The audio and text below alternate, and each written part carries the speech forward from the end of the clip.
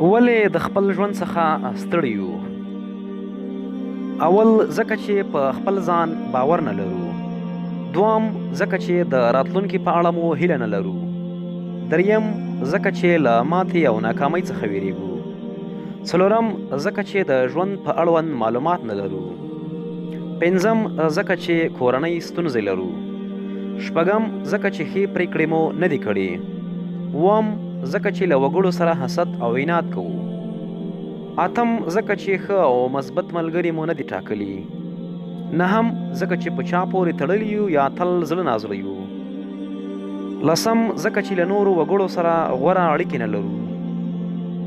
یولسم ځکه چې د ځان غوښتنې حس راته پیدا شوی دی. السلام علیکم ورحمت الله وبرکاته. زه ستاسو ورور ستاسو ملګری امان الله اجبرزی.